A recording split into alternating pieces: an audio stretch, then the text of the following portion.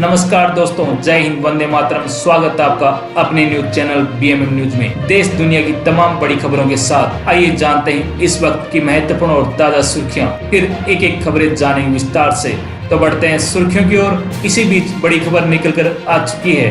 भारत ने straight of Hormuz में commercial जहाजों पर हुए हमलों को बताया बहुत बुरा।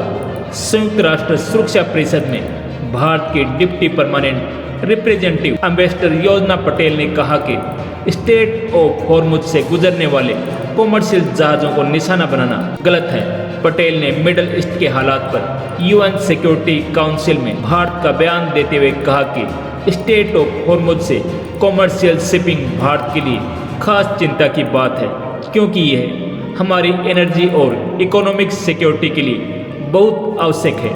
कॉमर्शियल शिपिंग को मिलिट्री हमलों का निशाना नहीं बनाया जाना चाहिए और ऐसी कोशिशें बहुत बुरी हैं। उन्होंने कहा, भारत इस बात पर चिंता जताता है कि लड़ाई के दौरान जहाजों पर सवार भारतीय नाविकों की जान गई है। पटेल ने कहा कि कॉमर्शियल शिपिंग को टारगेट करने पर रोक लगाने वाले इंटरनेशनल कानून का सम्मान किया जाना चाहिए। उन्होंने कहा, हम इस बात पर जोर देते हैं कि कॉमर्शियल शिपिंग को टारगेट करना और बेगुनाह सिविलियन क्रू मेंबर्स को खतरे में डालना या हॉर्मुज स्ट्रेट में नेविगेशन और कॉमर्स की आज़ादी में रुकावट डालना मंजूर नहीं है। इस मामले में इंटरनेशनल कानून का पूरा सम्मान किया जाना चाहिए। इस संदर्भ में यह बताना आवश्यक है कि भारत ने यूएनएससी रेजोल्यूशन 2817 को स्पॉन्सर किया था, जिसे 11 मार्च को अपनाया गया था।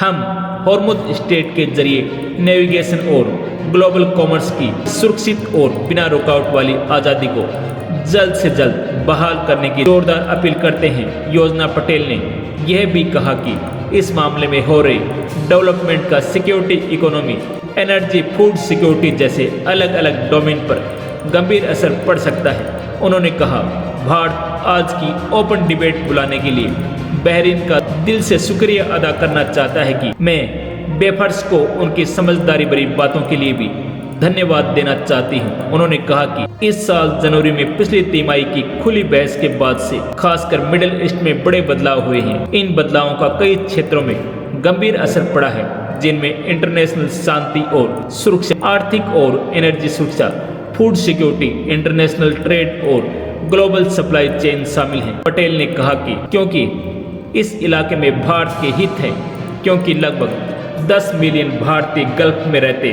और काम करते हैं, उनकी सुरक्षा सबसे आवश्यक है। चलिए बढ़ते हैं अगली बड़ी खबर की ओर। अब बिना ओटीपी नहीं मिलेगा एलपीजी सिलेंडर। 1 मई से लागू हो गए हैं नए नियम।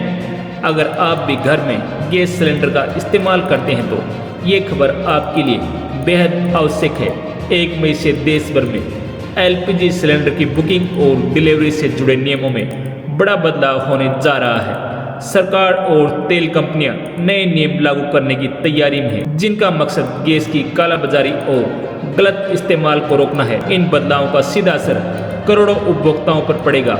अब सिलेंडर लेने के लिए सिर्फ बुकिंग ही नहीं, बल्कि ओटीपी वेरिफिकेशन भी आवश्यक होगा।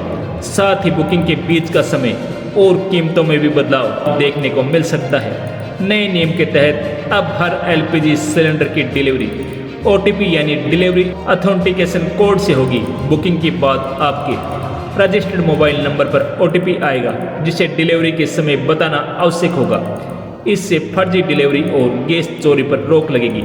अब गैस सिलेंडर बुक करने के बीच का समय भी बढ़ा दिया गया है। शहरों में ये अंतर 21 दिन से बढ़ाकर 25 दिन और ग्रामीण इलाकों में यह 45 दिन तक कर दिया गया है। तय समय से पहले बुकिंग करने पर सिस्टम खुद ही उसे रिजेक्ट कर देगा। हाल ही के समय में अंतर्राष्ट्रीय हालात के कारण एलपीजी की कीमतों में बढ़ोतरी हुई है। घरेलू सिलेंडर के दाम बढ़ चुके हैं और 1 मई से एक और संशोधन की संभावना जताई जा रही है, जिसमें उपभोक्ताओं की जेब पर असर पड़ सकता है। प्रधानमंत्री उज्ज्वला योजना के लाभार्थियों के लिए आधार आधारित ई-केवाईसी अनिवार्य कर दी गई है। जिन लोगों ने अभी तक ई-केवाईसी पूरी नहीं की है, उन्हें जल्द यह प्रक्रिया पूरी करनी होगी, वरना उन्हें दिक्कत हो सकती है। उपभोक्ताओं को सलाह दी गई है कि वे अपना मोबाइल नंबर एलपीजी अकाउंट से लिंक जरूर रखें और माई एलपीजी पोर्टल पर जाकर अगली बुकिंग की तारीख चेक करें। चलिए बढ़ते हैं अगली बड़ी खबर की ओर। भारत के विदेशी मुद्रा भंडार में फिर उछाल, इतना बढ़कर 7.3 अरब डॉलर हुआ। जाने गोल्ड रिजर्व।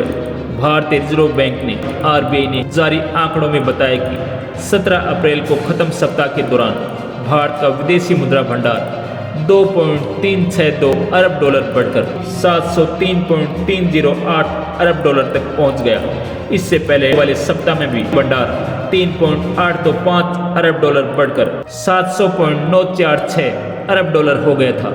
खबर के मुताबिक इस साल 27 फरवरी को खत्म सप्ताह में देश का विदेशी मुद्रा भंडार 728.494 अरब डॉलर के अब तक के रिकॉर्ड उच्च स्तर पर पहुंच गया था। हालांकि इसके बाद पश्चिमी एशिया में बढ़ते भू राजनीतिक तनाव और जो फरवरी के अंत से तेज हुआ के चलते आने वाले हफ्तों में भंडार पर दबाव देखने को मिला। केंद्रीय बैंक के अनुसार 17 अप्रैल को समाप्त सप्ताह में विदेशी मुद्रा परिसंपत्तियां, जो कुल भंडार का प्रमुख हिस्सा है, 1.481 अरब डॉलर बढ़कर 557.463 अरब डॉलर हो गई। इन परिसंपत्तियों में यूरो, पाउंड और येन जैसी गैर अमेरिकी मुद्राओं के मूल्य में उतार चढ़ाव का प्रभाव भी शामिल होता है। अप्रैल को खत्म सप्ताह के दौरान गोल्ड रिजर्व का मूल्य 790 मिलियन डॉलर बढ़कर 122.133 अरब डॉलर हो गया। चलिए बढ़ते हैं अगली बड़ी खबर की ओर। देश में भीषण गर्मी के रौद्र रूप के बीच अब मौसम विभाग ने यूपी, बिहार समेत 15 राज्यों के लिए भारी बारिश और तूफान की चेतावनी जारी कर दी है। इस दौरान 80 से 85 किलोमीटर प्रति घंटे की रफ्तार से आंधी भी चलने की संभावना है। लोगों से पूरी तरह अलर्ट रहने की अपील की गई है। वहीं पहाड़ी राज्यों में जाने वाले यात्रियों के लिए भी खास चेतावनी है। पूर्वी भारत में आकाशीय बिजली और वज्रपात गिरने से नुकसान की आशंका है। इस बीच निचले सौरमंडल स्तर पर पश्चिमी उत्तर प्रदेश और आसपास के इलाकों में एक चक्रवाती परिसंचरण का निर्माण हो रहा है। इसके अलावा निचले सौरमंडल स्तर में उप हिमालय, पश्चिम बंगाल और आसपास के क्षेत्रों में भी एक चक्रवाती परिसंचरण का निर्माण हो रहा है। मौसम विभाग के पूर्वानुमान के मुताबिक देश के 15 राज्यों यूपी, बिहार, हरियाणा, राजस्थान, पंजाब, उत्तराखंड, हिमाचल, जम्मू कश्मीर, झारखंड, उड़ीसा, पश्चिम बंगाल, मध्य प्रदेश, छत्तीसगढ़, तमिलनाडु और केरल में मध्यम से भारी बारिश होने की संभावना है। किसानों के लिए विशेष चेतावनी है। बिना किसी वजह के खुले में जाने से परहेज करें। इस दौरान 85 किलोमीटर प्रति घंटे की स्पीड से आंधी कहर बरपा सकती है। मौसम विभाग के मुताबिक दिल्ली में भीषण गर्मी और खतरनाक लू से लोगों की मुश्किलें बढ़ने वाली है। इस दौरान हवा की रफ्तार 15 से 20 किलोमीटर प्रति घंटे तक रहने की संभावना है। वहीं दिल्ली में अधिकतम तापमान 38 डिग्री सेल्सियस तो न्यूनतम तापमान 26 डिग्री सेल्सियस तक रहने की संभावना है। मेरठ, अलीगढ़, मथुरा, आगरा, सहारनपुर, मुजफ्फरनगर, गाजियाबाद, हापुड़, नोएडा, बलरामपुर, कानपुर, झांसी, प्रयागराज, गोरखपुर और देवरिया में भारी बारिश और आंधी की चेतावनी है।